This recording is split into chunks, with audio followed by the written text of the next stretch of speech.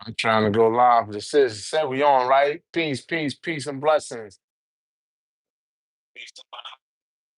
I got my boy BK, Muslim brother, close friend of the family. I'm trying to get it set up so we can get up in here. We both get us. We got I didn't prepare to go this way.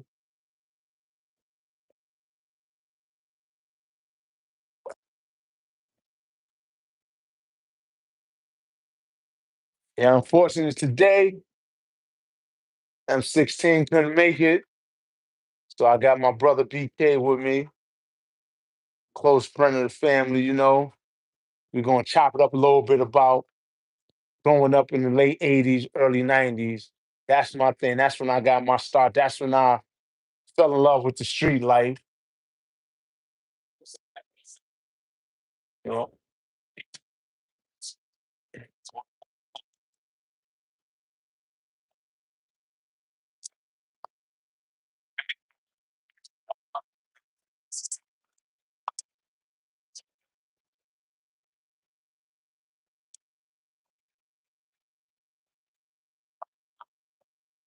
let's just get this right first. Make sure you all the way in. We locked in.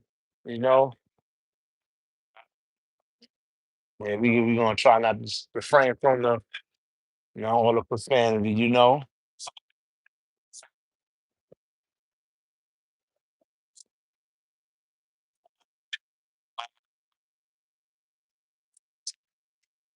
My first drive, the drive, motivation to get money. It's funny because I grew up in the heat of the crack era. That's when I came out to the streets. I got an older brother, you know, special, and I looked up to him. He was a little crazy, but he was a genius. He was smart. He made a he made he made a lot of people rich to this day. I named names before, but I'm not gonna name names this time as far as my brother's peoples, you know. And he put a lot of dudes in good positions. He go out of town, get money, make it happen. But long story short, getting back to the point, in the 80s, I seen a lot of people getting money. I used to hang out with my older brother, go to the jams. His people was older. They had the jams up in the Bronx in 82. That's like right there on University, 176, between 176 and Tremont. That was the hood. I'm from the west side of the Bronx. So, and I'm trying to think like going to the jams and Eric being Rakim, watching with the big chains and the Dookie rope chains, the Dookie rope chains. You see, I still like that gibberish from the 80s, you know what I'm saying? That solid big shit, But yeah, they had the big change. And then I seen the hustlers in my neighborhood doing the same thing, getting the chains and looking good, driving the cars, getting all the females. And I wanted that. I was mesmerized by the jury, about the glitter of the gold. And that just made me want it. And then like my brother, he had a little bit of jewelry and he was going out of town. My brother was like, I want to say around 15, 16, and he used to go out of town, come back from out of town with garbage bags, black garbage bags full of money, you know. And he had a V goose. He had a V goose. He took all the feathers out this V goose, right? And folded up with money. Folded up with money. And I used to go in this V goose and steal money. He couldn't keep account of it, so I used to steal money from him. But it came a time where, I had to do my own thing. So I had like two of my homeboys that I went to school with, and they liked the money. We all liked the money. It was different back in the 80s, the late 80s as of today. So we was finding ways and hustles to actually get money. And like I said, I didn't and my time coming up, I'm not saying in what I got the money, but I done went from breaking into Joker pokers.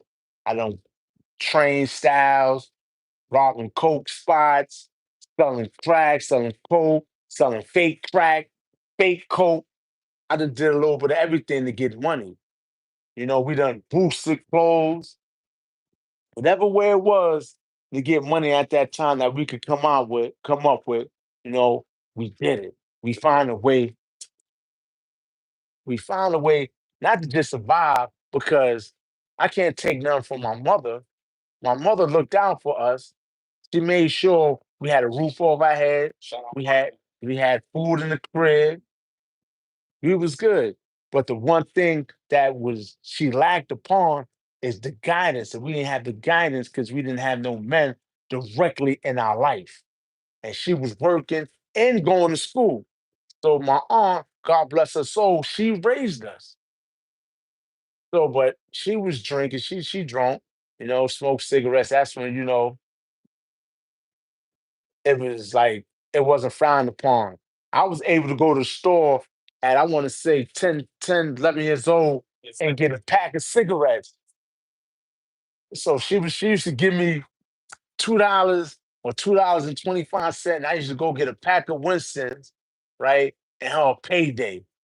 And then I had 50 cents left over for myself. So I get yeah, so it was 125, and then the payday was 50 cents. So that was that. Yeah, no, it was 50 cents. Payday's always been a big payday. It was 50 cents, right? So that was like 275. And she used to give me $2. I'm like, yo, I can't. You send me to the store. You I gotta make a choice. You gotta get potato chips or get a juice. So she used to give me 225, man, and so I could get potato chips and juice. But besides that, it was no guidance. So I was into mischief. I was just like, yo, trying to find. I seen these dudes hustling in the hood. I was trying to find a way. I was trying to find. We used to watch hot track videos. That was the station. There wasn't no MTV yet. There wasn't no video music box. It was hot tracks. And you see Eric B. and Rakim. You see all these rappers with the Dookie rope chains. And I was on. I wanted it. I wanted to.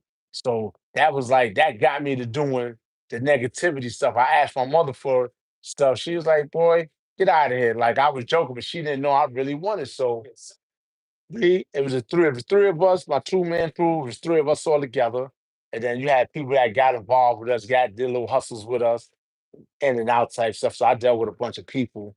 But the main thing I was doing was the first hustle was breaking the turnstiles.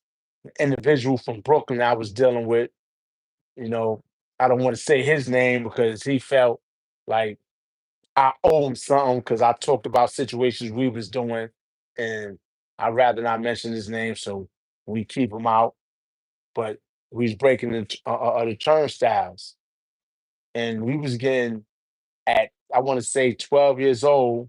We're breaking the train style, get the tokens, sell the tokens, and the three of us will walk away with about five, 5 to 800 apiece. It all depends. And at 12 years old, back in the 80s, you know how far $500, $700 to get you?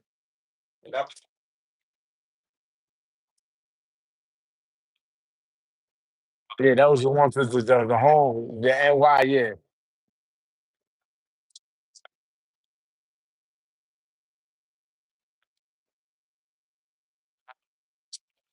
Yeah. Yeah, so we was robbing tokens, and we'd get a whole bunch of tokens, and we'll resell them down. We'll go to all the stores in the neighborhood, sell tokens for a discount. We'll go downtown to 42nd Street. Everybody's at the token booth trying to buy tokens. So we'll cut them off and we'll be right there, just like panhandling tokens. And we got a pocket full of money, you know, a pocket full of money. And we go buy jewelry, we will go buy clothes, and we just be fresh. We was young, fresh dudes at like 12, 13. And whenever my mother or somebody asked where we get these new clothes from, we'd say, "Oh, such and such took us shopping." I say one of my friends that we did the robberies with or whatever. Oh, his parents took us shopping, or his parents. So we'd just rotate who parents took us shopping. That was the same thing, the same concept when we get arrested. We get jammed up because we got arrested a few times. We'd get jammed up and be like, yo, who we calling this time? It's your turn. And they would let all of us out of the precinct. One parent would come get all of us out, be responsible for all of us. So we'll do stuff like that. So we'll rotate whose parent is gonna get us out, who we gonna call. So I got arrested a few times as I was, what is it, juvenile. I was a youth. Yeah, I was young. I was young. I was like 12, 13 years old. Yeah, that's what I went. I went to Spofford. So after getting jammed up a couple of times, one time, I'm gonna tell you another story. One time I was in going to junior high school 80. That's right up the block from Clinton, right? And I was a pretty boy. I was fly. I was getting money. So I was in junior high school and I was messing with girls from the high school because they didn't really know my age. I had gold teeth at the time, rings, had my little rope chain. It wasn't no dookie rope, it was a little rope chain. So I was messing with the girls in the high school, ninth grade, 10th grade girls, or whatever the case may be. And the football team dudes and whatever, they didn't like the fact that I was messing with the older girls and who was this little dude and all this. They was kind of bigger than me. But I had a heart of a lion. So I didn't care. So I'm beefing with them. They like surrounded me. Like they was gonna do something. So I ran. And I felt kind of embarrassed. I ran, but they don't know where I was running to. I ran, jumped on the D train, took it to the hood. I seen my man. I said, y'all got a situation. He's like, yo, dude, try to play you. I was like, yeah, but I don't need you. I'm gonna handle it. I need a situation. I need a gun. So he was like, you need a gun. I was like, yeah. So he's like, come on, go to the crib. We go to the crib. He gives me a little 2.5, right? With a box of bullets and like 3 clips. Yo, jump on a 4 train now. I go all the way back uptown, you know, and it was like God was on these dudes' side because I had a box of bullets, like 50 bullets in it. I had 2 or 3 clips for the 2.5. I was going to just shoot them all. And it was like when I got to, it wasn't the Oval Park. It was one of the parks right there. But when I got back to the park, they was in there still, and the police was right there. They started just they said something to the police and started pointing at me. Like I don't know how they knew I had a gun on me. And then the police just came to 52nd Precinct on Shula Parkway, Shula Parkway. They just like saw coming from all over. So they grabbed me out. I got the gun on me. I couldn't run. They surrounded me. And they got the gun, took the gun out of my pocket. The police asked, this gun is loaded. I got a smart mouth. I'm like, what you think? He's like, so if I pull this trigger, he put the gun in my face, I pull this trigger, is it gonna go off? I'm like, hell yeah, it's gonna go off. So, he dropped the clip, he ejected the back, you know what I'm saying, put a pin in it, you know what I'm saying? They was taking all the bullets, everything out of my pockets, you know. I got arrested, they took me in. That was one of my cases, one of my juvenile cases. It was crazy because I got out and a couple of days later I went back up there with my peoples this time. And we caught one of them dudes, one of them football playing ass dudes we playing, we whipped their ass. We stomped this dude out on a D train, 205th Street. We stomped him out, blood was coming out of there. We worked him, you know. And that right there started, to build my name up in that area in the school, you know. But that was, like I said, I was 12, 13 years old, you know. I've been, go ahead.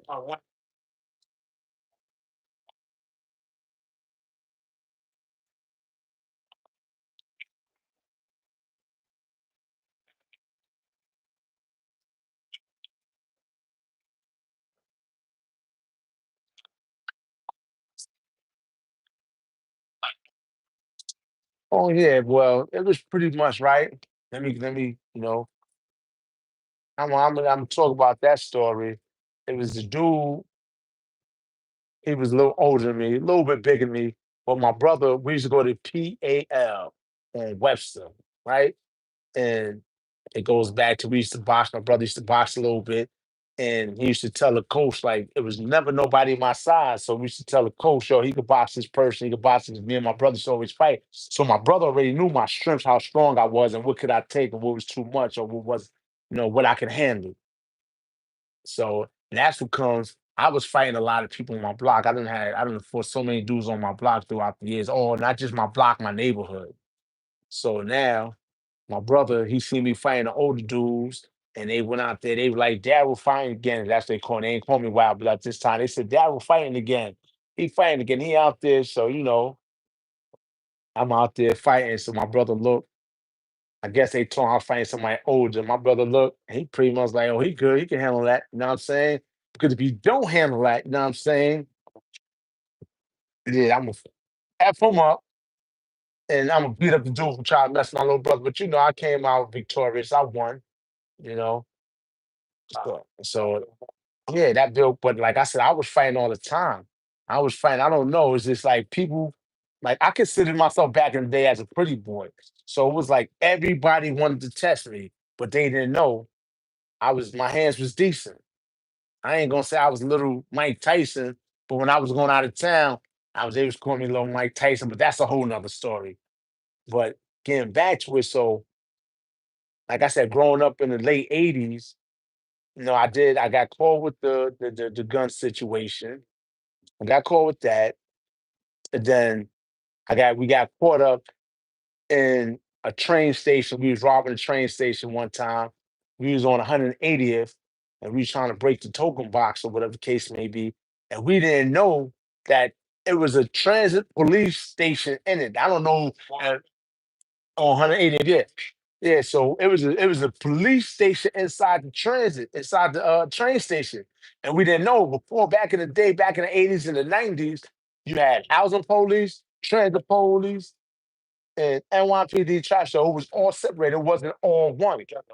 Giuliani put it together. So I'm up in there, we robbing the train station, and the token booth clerk or whatever, he got on the speaker, "Get away from that, stop trying to break in that." And next thing you know, police was coming from everywhere, everywhere. So we trying to run, man. They locked the train station down, they locked our butts up. So that was like the second time I got jammed up. The third time I got jammed up, right? This was really broken because they didn't let me go home. And they let my two co-defendants go. So they arrested me. They arrested us for another robbery in the Bronx, right off of Jerome on Clifford Avenue, right? Right off of Jerome between Clifford is like between it's right next to the Cross Bronx Express. It's by the Cross Bronx Express. So we something happened, the police was chasing us. Yeah, we running, we wound up being caught getting arrested. It was four of us this time, but no names being mentioned. We got arrested and one went to the island and the three of us went to Spofford.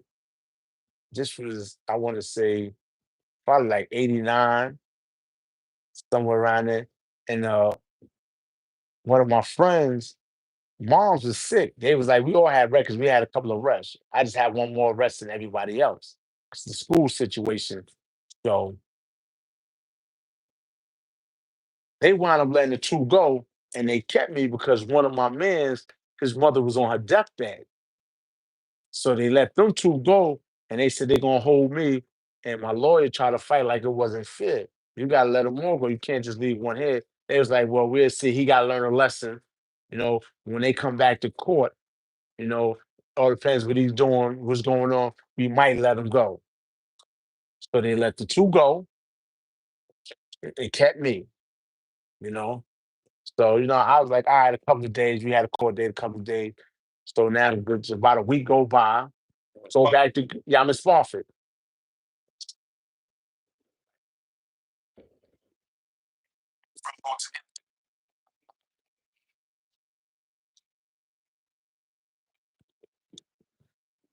Nah, they got little cells. They got little cells with doors on it. It's not really bars and all that. So I went through the whole. They put you in a reception. So before they was like, it was a chance I was going home. They put me in the reception. I stood in reception until I was able to go back to court. They give you sparkly clothes, little whatever. I think it was kangaroo sneakers and a little sparkly outfit or whatever the case may be.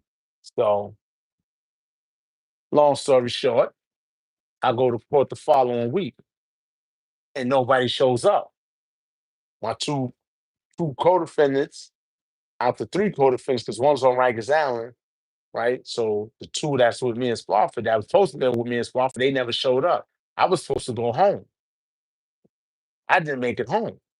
So I had to come back. That's when I felt it. That's when I felt it. And they was talking about like, yo, somebody gotta do time for this. And they not coming back. So all the weight went on me. And like it was a misunderstanding of my friend because he forgot how the story went. And he was like, no, they let you go too. No, they didn't let me go. I was the only one that did time. And what made me like really feel it because when they took me back and I knew I wasn't going home, they took me out that first intake house and they sent me up to A3. And I knew I wasn't going home, that I was going to do some time. That broke me down. Like that night, I was in my cell crying because I wanted to go home. And they told me I'm not going home. That broke me down. That was like the first time that I was away. That's like, yo, I felt that I still feel it within me. You know what I'm saying? And that was a turn point. I mean, that started making me cold inside because I wanted to go home. I didn't want to be in Spofford. I didn't want to be away. You know, I'm 13 years old, 12, 13 years old. Now the week was all right, but they said I'm not going home and they gave me a long court date, you know, that hurt it. That really, it broke me down. But I couldn't show nobody.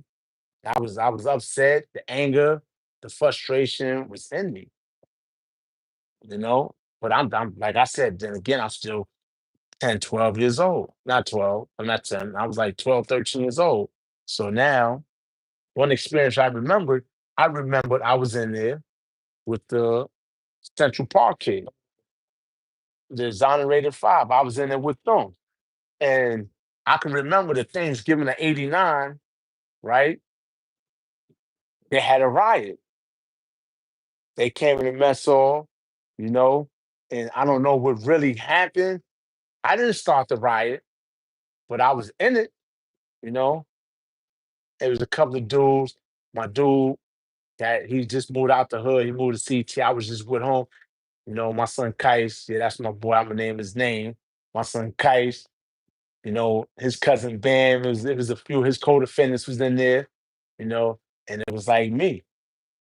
So I remember Kais and his co-defendant.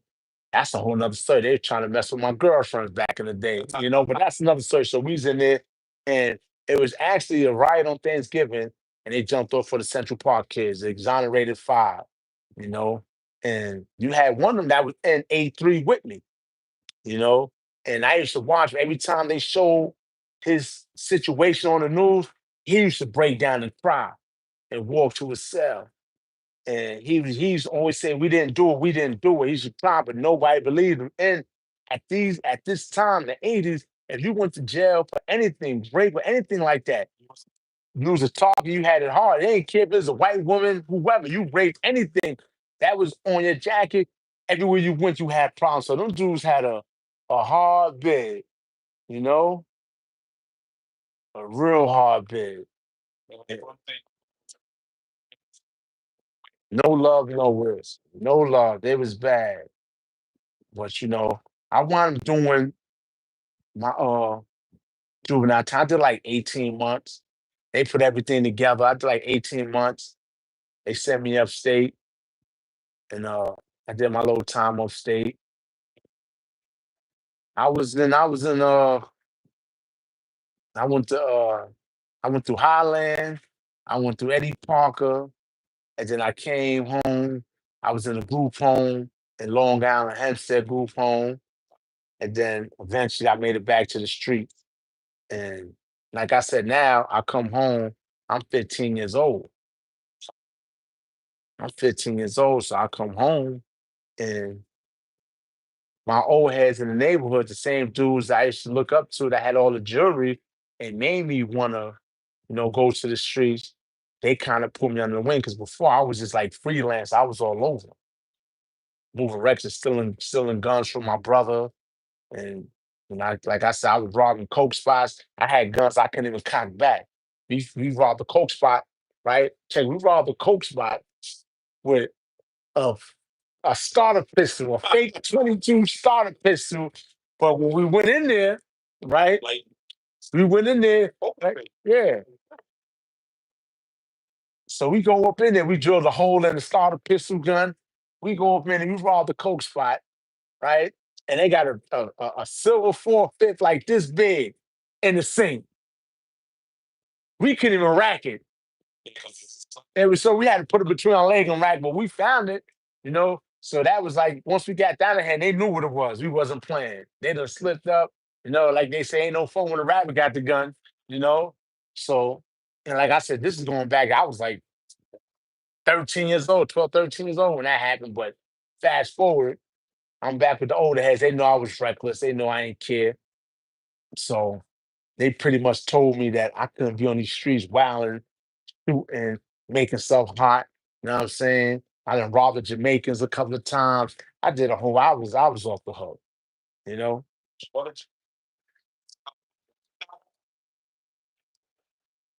Yeah, they was on Davidson and they was like running up to the cars. They was like, yo, it's crazy, man. They don't do it no more.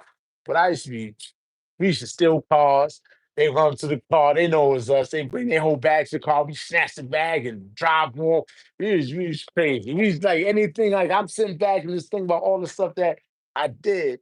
Right. Like fast forward, coming home. Like the old heads told me, I'm 15 years old, and they like, yo, you can't do that no more. You just hot. You making things bad. So what they did was put me in the drug game. You know, and like I ain't have the patience at first. I'm like, yo, we got to stand on this block all day. I could just do a lick, whatever, and be good and go to skate key, do whatever I want, have fun, smoke some weed, whatever. But they put me in the game. They taught me a little bit about the game, showed me like how it's played. So that was pretty much it. But now I wanna go back a little bit because this is like 91 now. So I was locked up from like 89 to 91, right? It's somewhere around that time because I was in a group home too. So what I want to say is like back then to now into the 2000s or whatever, a 12-year-old kid, 13-year-old kid wasn't doing what I was doing. But at the same time, you had a lot of other 13 or 14-year-old kids that was in Harlem. I don't know too much about Brooklyn, you know, but where I was close with Harlem and the Bronx, a 13-year-old, 12-year-old kid in the crack era, their moms is getting high, they running packs. They picking up money, dropping off money for the bosses. They like, yo, because they can't take the chance of getting knocked and having the drugs in the car with them. So they get a little kid the book bag and they have him move it. I don't know if you ever seen the movie Fresh, you know? Yeah, you drop the pack off, he give you the pack, the money go back. So that was a lot of that going. So like I said, dudes had to feed they siblings. It's someone like that little crew from The Wire with Mikey and him. He had his crew with Bodie had the young boys, and Mikey had his little crew. And that's how it was somewhat with me coming up. Because when I started messing with my dudes, I had my younger clique. You know what I'm saying? And they want to chill and do things too. So I'll be with them, I make my money and we'll go hang out after the fact. But like I said, the mentality of a 13-year-old then to a 13-year-old now, we lost our innocence because the way the streets, and I say they talk about the movie The Walking Dead, right? That's how the crackheads and dope fiends was looking in the 80s. They were scary. They were scary. So it was different. So a 12-year-old kid now, They don't have a clue. They so innocent. They don't know nothing about drugs, guns, wars, people getting shot, people dying. They still got their innocence, especially 13-year-old kid out here where I'm at in Pennsylvania. They don't see that. And that's my goal to raise my kids so they don't see that and have to go through the hard times, experience what I did and what I've been through. It was rough. The streets was rough. You had a lot of abandoned buildings. You had a lot of the New York was it was just like off the hook.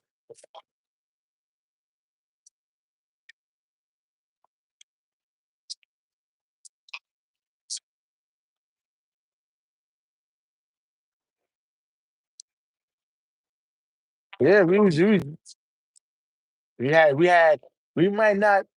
I believe we might have been the capital, murder capital, but the murder rate then was in the thousands. The thousand was it 5,000, 8,000, compared to now is only 300 murders a year. You had thousands where the murders was crazy. Like, I don't know if you ever remember when the pandemic happened and people was dying and the people from the morgue, the what's you call yeah, they was doing that. You had also like the coroner, you know what I'm saying, for the cause of death coming to see before they moved the body. Your bodies was staying out there for hours, hours. And that was the same thing like in certain parts of the Bronx, like Soundview area, Elder area, Stratford, Watson, you know what I'm saying, the West Side, Andrews, and all that. People was dying, and the bodies would just be outside for hours. Like, what's that? What's that? Boys in the Hood. He said, "You want to see a dead body? You want to see it?" Yeah, yeah, yeah, yeah. You see a dead body, but it was like bodies was everywhere, and the dope fiends was ODing, like over there in Cyprus and all that. They was ODing, and they was just left there. You know, they was left there. So it was just so many bodies dropping. Everything like the city was so ran down. It was so ran down, and like, I'm glad, I'm happy that they built the city up, but for them to clean the city up, yeah, Giuliani cleaned up, but Tacky, they played the part, they played the tag team, and what they did was they cleaned it up with all our black and brown, brown meaning Hispanic, all of us suffered because they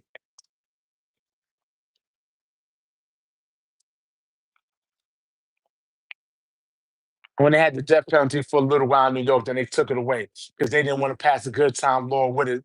But they cleaned up the streets, and the way they cleaned up the street, they was just locking everybody up for whatever. And when I got arrested in '92, and now I'm on Rikers Island, adolescent, for manslaughter.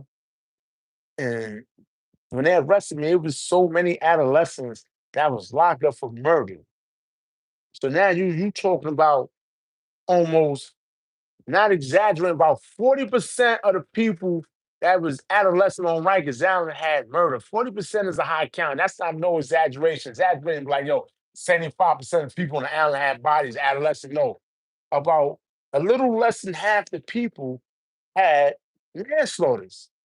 And the way the system was designed, they was lenient. If you caught your body in Brooklyn and the Bronx, they was lenient on you with murders and shootings, Brooklyn, Bronx, that was okay. And yeah, Queens and Manhattan, they was lenient on the drug dealers, except for the judge, was the judge, Rough Wax, but that was a whole nother story. But they was lenient on the drugs and Manhattan and Queens. They was lenient on the murders and the shooting in Bronx and Brooklyn. So most all the Brooklyn dudes, that's what I'm saying. 40% of the Bronx dudes and Brooklyn dudes was locked up for murders, and most of the things that came out the Bronx was shootings and robberies and murders. Queens and Manhattan, they was straight up getting money. Like, if you had a shooting in Queens and Manhattan, they was gonna slay you. Now I got a 5 to 15 for manslaughter, but it's more to that, because I had other cases, other things, but I wound up beating them. But at 16, I was living life, and so many other dudes was living life as grown people, as grown-ups at 16, holding families down. I was driving cars, had motorcycles at 15, 16, getting money. So it was common. So I grew up fast. Then you had like, I'm not just gonna say my situation, but I'm talking about in general. It was so many dudes, like I said, on the island that was locked up for serious charges. And then once we got in the state and we got convicted, like I had a 5 to 15, I could have been home. I laid on the island for 3 years. I could have been home in 3 years. I was supposed to went up north, signed out, and came home on work release. But I had situations. I had drama. I was a knucklehead. I was young, dumb, full of cum, as they say. But I was off the hook. So I didn't make it right home. I wound up doing almost 12 years. I did like 11 years and some months, more than 6 months. I did over 11 and a half years, close to 12 years. I just tell people I did 12 years, but I did some time. I did a lot of time in the box and Pataki, Giuliani. They start hitting everybody at the board, not letting violent people go. They built up. When I went to jail, they had 48 jails in New York State. No, 42 jails. No, 48. They had 48 jails when I went upstate New York. And by the time I came home in 2003, they had 72 jails. And they was just hitting everybody. They was housing everybody. And they wasn't letting nobody go. You had balance, look for CR, your conditional release date. Look for that because you wasn't getting out. And a lot of these jails, they built a lot of 200s, they built super maxes. And like I said, we lost our childhood, we lost everything in the system. So I was locked up from 16 to 28. And there was a whole lot of us locked up at these ages, 16, 17 to 28, 30. I know dudes just come home 29 years later, 30 years. So they did us dirty as far as that. And that took away, it helped, but that took away from us schooling the younger generation, the next generation behind us. So they-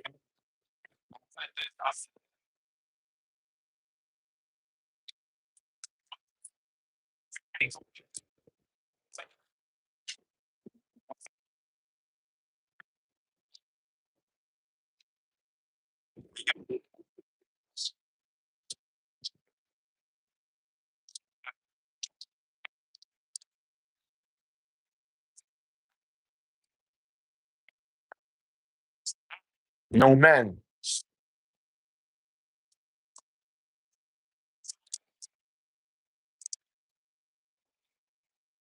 But but let me tell you this too. You go back. A lot of these kids on the low, you think about it, that was born in the 90s, they crack babies. You got a lot of crack babies that you don't really know. A lot of woolies was being smoked. That's the cigarette and cocaine, and a lot of lace blunts. Yeah, a lot of lace blunts. It was a lot of drugs going around, and drugs were stronger back then, a whole lot stronger.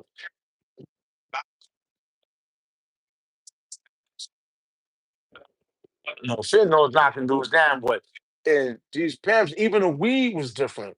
So it was also a party era. So a lot of these kids that was born in the early 90s, late 80s, mid 90s, 9 times out of 10, their parents was using drugs and it wasn't strict in the hospital where they were drug testing you and all that. They was using, they was fine. So these babies is not coming out healthy. They coming out and they getting addicted because they was already addicted in their mother womb and her stomach, and they was already addicted. So now when they come out, they tolerance for drugs. It's like I need more, I need more, I need more. They got a high talent, they want it. They crave for that because it's already in their bloodstream.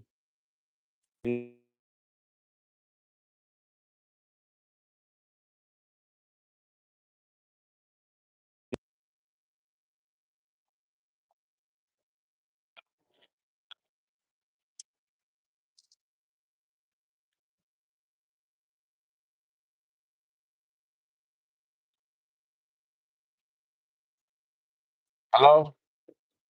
Yeah, we back on. I believe we back on. I don't know what happened. I got a call.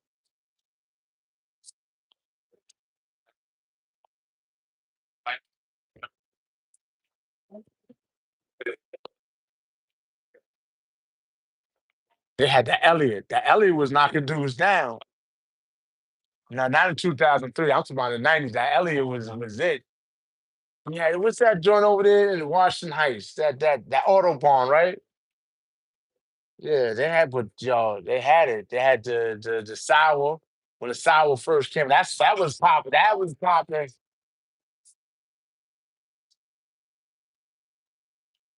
I never smoked it. You wanna know? I haven't smoked weed since the early 90s. I want to say 94, 95, somewhere around that time. I stopped smoking weed. I haven't smoked weed since. You know? Yeah. I'm glad. I'm glad.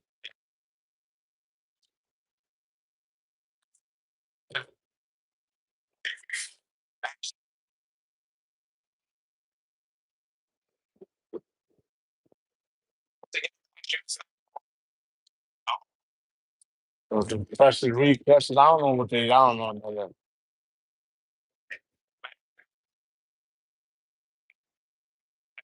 Yeah. But let's go back. Let's stay back with like as far as like it's talking about the late 80s, early 90s, it was also like I said, a party. We had good music. The music was even better, was even different. We had the Rock Kims, the Big Daddy Kanes, the Bismarck, the Raw Bass, KRS One. They was dropping jewels. KRS One, Rock Kim, they was dropping jewels. And the music was about something. So it was like that was even different. The house parties, what they call those, the rent parties. It was a lot, you know. It was a lot with that. I should have set this up where we could get callers, because I'm getting comments, but I can't read them because it's so tiny, you know. Yeah, pardon me. I was supposed to have been in the studio and I wasn't able to make it. It was emergency. My engineer had emergency, so he ran out. That's why we're not in the studio today. And it was like I had that issue with the engineer home stepping out. He had emergency. Then M16, he couldn't make it. He had issues with a family situation with his daughter, so he had to handle that. So and I had the brother BK. He been for a minute now. Like yo, we need to do something together. I want to do something. I want to just vibe. So I said, all right. So it wasn't a last minute thing was planned, but to change the plans, it was the cut of a law. Law is the best of planning. So I just went with the flow of things. I'm in the crib. I don't know if y'all can hear the dogs outside barking, you know. It's crazy. But no, everything's gonna work itself out and we're gonna get inshallah, we're gonna get back to the program, the story, what I'm saying?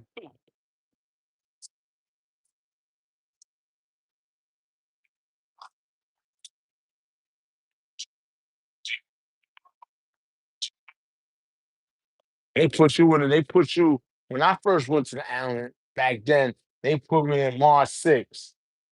That was a dorm. That was everybody come to Mars 6, and then you stay there till they classified you. And even then, right, when I went to Mars 6, right, my older brother, here you go again. I call home, right? And he tells me, like, yo, the first dude that tell you to get off the phone or anything, ask you anything, you just go upside his head. I know they doing a lot of cutting, a lot of stuff is going on the island. I've been in the island a couple of times already. First person that you don't like that say something crazy is go upside the head. Long story short, he said you out here running around shooting people, stabbing people, and all this. Don't go to jail and be scared. And he's saying with your charges and everything they bringing up on you, they trying to close all these shootings and everything in the neighborhood on you that your team had something to do with. Listen, you're not going nowhere for a long time, so get used to it. So you better be in there ready to put that work in. And like soon as the dude asked me, yo, listen, on some phone check stuff, like yo, get off the phone, yo, you gotta get the phone. I went upside his head, you know? And I guess my brother was proud of me, but I did my thing.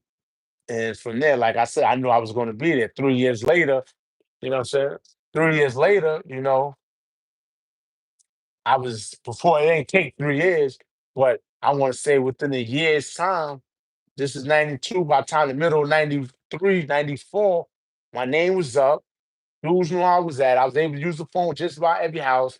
Then once I went to the bank for 11 months and came out the bank, it was like, listen, I'm not trying to hear nothing. I don't even want no I want a phone no more. I want the phone, you know? And that's how I was moving. And I wasn't an oppressor. I let everybody live. But you wasn't getting on these phones if you wasn't making moves. And there you go again. As a young individual, 16, 17, 18, the mentality, so the boss mentality, the survival mentality, the leadership mentality, that was already embedded at a young age. And like I said, the kids, you look at a 16-year-old now, like an individual told me today, I ain't gonna say no name. He was just saying, yo, my son, 25 years old, talk about he got a situation. And like, yo, 25, you grown. You talk, you got a situation. Like when I was 15, 16 years old, I had situations. I didn't go to mommy and daddy. You 25 years old, got a situation, and you asking mommy and daddy for help? Yeah. Like, yo, the mentality you got like, yo, yeah, but you can't tell they not tough. These little kids is running around, they don't have a clue, and they looking at these videos, they drinking this lean, they popping these perks, they doing whatever, but their mind ain't even developed properly because like when I was smoking weed at a young age, but that didn't stunt my growth, that didn't stunt nothing. I was able to, what I'm saying, focus and do what I had to do. These little kids is they getting high and drunk and whatever, and they shooting people in front of cameras. And it's bad. And and the sad part is they only doing it to us. They doing it to us, meaning us, black and brown. Black and brown. There's no unity. You can't teach these kids nothing. I try to sit my son down and like, yo, listen, I'm gonna show you the way to go where you could be successful and you ain't gonna have to go through none of the trials and tribulations I've been through. I'm gonna make this thing easy. I'm gonna give you the whole blueprint. I'm gonna make it easy for you. You're gonna be in 5 years, you're gonna be where I'm at now, or maybe further, and you just saved yourself 20 years of stress, you know. But dudes, they doing their own thing. He listen when it's convenient for him. He's still my son. I still love him. And I gotta take care of him. I'm gonna try to every time I see him, I'm gonna try to put a jewel, give him a jewel. But he don't want to live out. He's caught up in the city life. He don't want to move out the PA with me. Sometimes you got to slow things down. Sometimes you got to slow things down. This was like a blessing in disguise because when I came home, it was like PA. I ain't going to PA. I'm going to New York, but things ain't work. They saying I can't go in this neighborhood. I couldn't go over here, couldn't do this. So I was forced to come to PA. And that's the cut of a law. His plan was for me to come to PA because they saying I can't go to this area because this area is indicted or under investigation. Can't go to housing because this is going on over there. Can't. So they blocked all the ways I was supposed to go to New York and they forced me to come to Pennsylvania.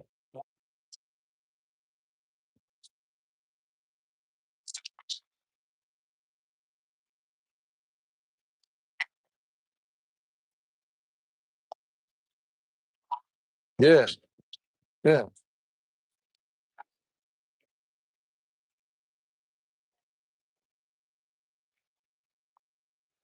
Well, I mean, I wasn't ready to settle down. I wasn't ready to settle down. Yeah, I was the 20 hours came. I went to jail 16, came home 28, and I'm running around. I'm just lucky the police ain't coming down because I'm running around, guns, vests on, like a madman, like I'm in the wild, wild west. Yeah, dirty, dirty. I'm loaded. Like yo, extra clips. Yo, I was bugging. I was bugging. I was like, yo, that was the mentality, that New York mentality. I was like, yo, and I was still in the mentality of like I was in the 80s, early 90s. I was still on gold time. I was still on gold time, and I was leery a little bit at the same time because now the gang culture came over here. That played a part of how people is moving and people thinking they tough because they're part of the game. And I'm like, yo, all your OGs, your big homies, I was locked up with. And I seen some of them when they first came through and they wasn't that tough. You know, I gave a lot of these big homies they first raises and sold them. You know what I'm saying? I'm not trying to take nothing from them because how I schooled them and taught them, they turned into monsters on the low. You know what I'm saying? I'm not saying it was all me, but I put them on the game and I showed them how to do certain things. Now they the big homies, and I say like they say, some of these dudes big homies is my little homies, or they big homies look up to me. And I'm not trying to put myself on a pedestal, but I showed dudes the way. When that war was going on, when that black and Spanish war was going down, and I was on the island when that started, and it was going crazy, you know, I was choose to mess with certain black dudes that I didn't want to deal with. But I had to deal with them because we had to stick together. And that's what the Spanish dudes forced the blacks to stick together because we was all over the place, little cliques here, cliques there, all that. We was all divided. And we didn't pick on the Spanish. If they had their weight up, which a lot of them didn't have their weight up like that, you ain't have a lot of get busy Spanish dudes. I ain't saying all of them tough, but I mean all of them soft, but you had a couple of tough ones, but it wasn't a lot like blacks. So when they got together, they figured out we get the numbers, we got our numbers, we could conquer this little black group or this little black group. And then they started oppressing. It came natural to them. They started doing it all the time. So they forced the black dudes. We got to stick together. And once we came together, we was a problem. But now look, it wasn't only a problem for the Spanish dudes, it was a problem for ourselves because there's no more war with the Spanish dudes. And look who we back killing each other.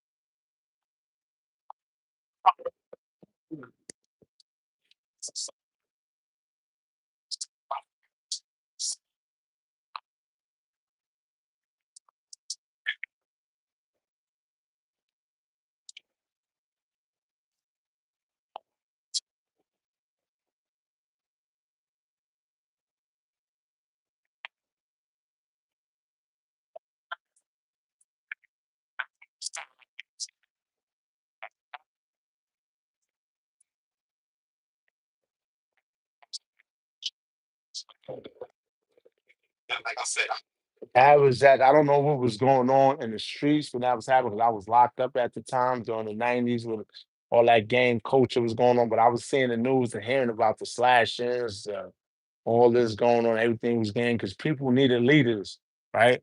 People needed leaders. The youth needed leaders, and like he said, there was no OGs on the block. And what was happening at the same time, the dudes that was inheriting the blocks was dudes that wasn't really built like that in these times just came because nobody else was there. So they went off of I'm running like how I see in the movies or how I see in the rap videos or whatever the case may be. They pretty much freestyle. They didn't give the blueprint on how to run this. And like I said, the gang culture when it came out, we wasn't really prepared for that in New York. The police wasn't prepared for that in New York. So that took us by storm. Now they got all type of gang police, they got all type of intelligence, and you got these dudes that's going down and when they get snatched up for all this gang activity, they telling because the whole thing about don't snitch, snitches get stitches, or your mama teaching you, don't you don't snitch on your brother, you don't be a tattletale, you don't be that. None of that was installed in the kids, so it was all right for them to tell. Now the bad thing is they don't have to tell because everything is on camera. So only thing they doing right now, they the ones that's telling, they just orchestrating the story because everything is right there. They just narrating this. That anybody can sit there and narrate the story, say what happened, you know. But that's what's going on. And like I said, the game culture took us by storm. Everybody looked for leaders and somebody they could look up to, the big homie, and it was nobody there. It was nobody that been through the trenches to understand. They always say, if you went through war, you're not going to promote war. And these dudes never been through war, so they promote it. They think it's cool until they get these 40-year sentences and all that. And now they want to tell. And then nobody's doing it. And ain't the follow up before dudes told and they come home, there's a problem. But who's going to do it?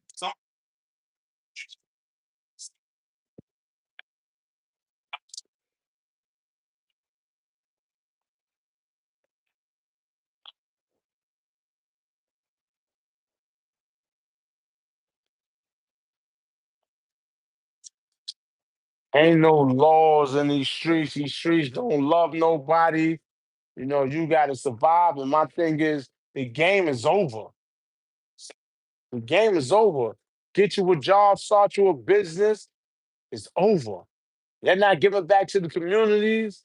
Y'all can scan a pair of $1,500 sneakers, Barcielago, however you say it, and all these crazy blends, whatever. I don't know name none of that. I wear Jordans. I wear Air Max. I wear Harachis. Keep it simple. Some shell-toe Adidas, but all these $1,000, $1,500 sneakers. You could take one pair of sneakers and you could do a whole block fight, get the food for a whole block. Do something for the community. Do something for your people. Two pair of sneakers, you could rent a bus and take them to Rob Playland to what's the Great Adventures, Donny Parker. You could do something, you know what I'm saying? Get back, go rent a bus, charter bus, and do something. Rent one or two buses and do something for the kids, do something for the people. And they were like, yo, that might start the unity.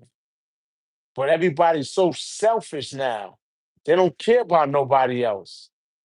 And like I said, back in the day, in the 80s and 90s, we wasn't brought up like that. We wasn't brought up like that. You know what I'm saying? And in the Muslim culture, they always say, one for yourself as you one for your brother as you are one for yourself. You know? So I always keep that in mind. I know I'm blessed. I might think I went through all these different trials and tribulations, but Allah didn't put me through nothing that I couldn't handle. You know?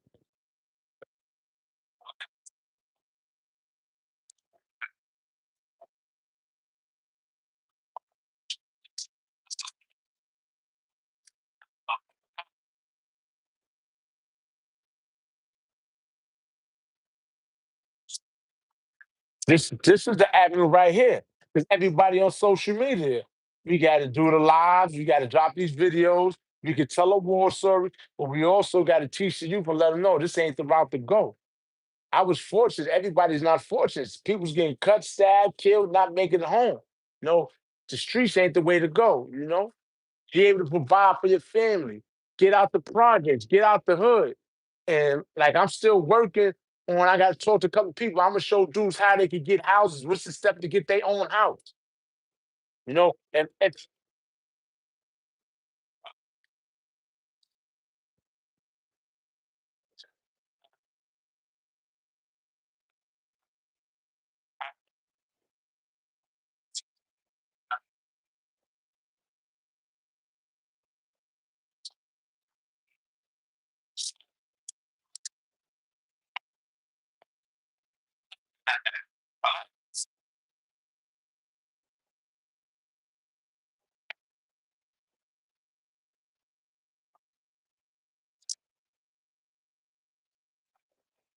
And they're always gonna need drivers. They're always gonna need drivers.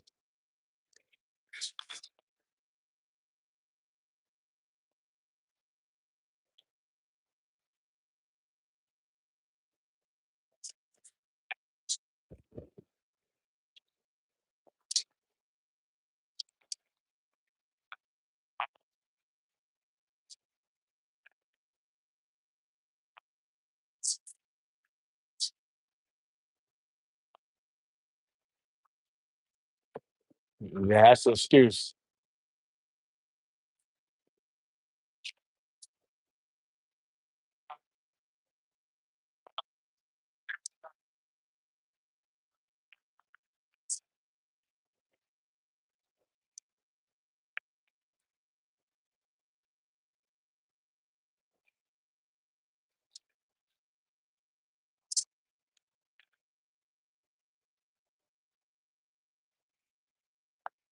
And I'm not going to promote not going to college or saying college ain't the move, but go to trade school. If you could go to vocational school or trade school, you'll always have some with you. CDL, trade school, you always better get a job if you want to work.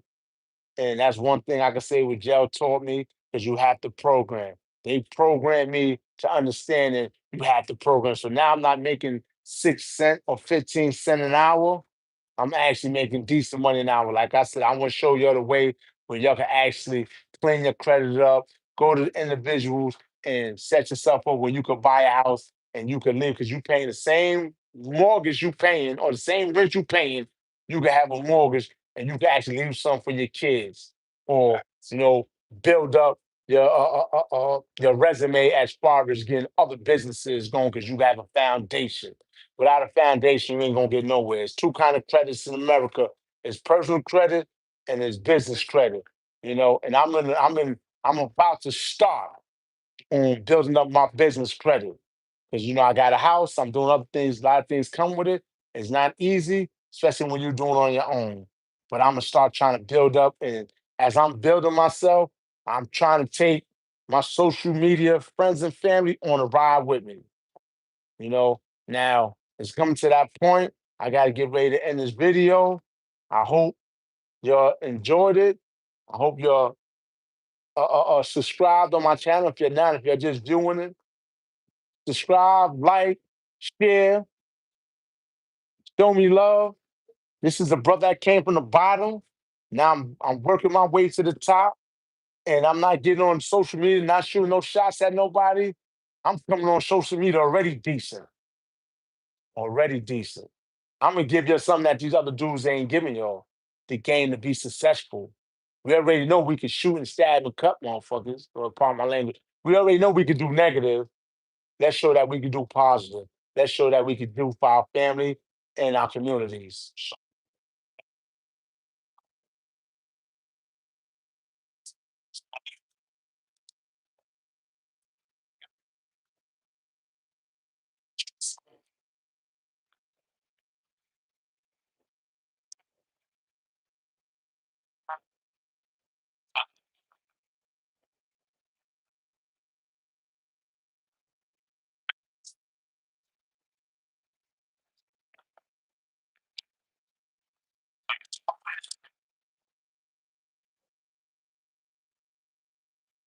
And on that note, peace and blessings. I hope you enjoyed the show. I'm gonna try to do a show just about every Wednesday. I tune you in when I'm gonna go live. I'll post it up. whether it's on Facebook, I post on Facebook, Instagram, TikTok. It's gonna be posted up on YouTube, but I'll let you know. I'm trying to go live at least once a week. You know, inshallah, peace and blessings. Everybody be safe. Give your kids a hug. Give a black man a hug. A handshake. Don't be in Walmart. Don't be in these supermarkets. Don't be on these streets. ICE drilling everybody.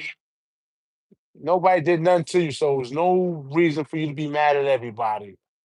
You know, like I said, inshallah, peace and blessings. Salam alaikum.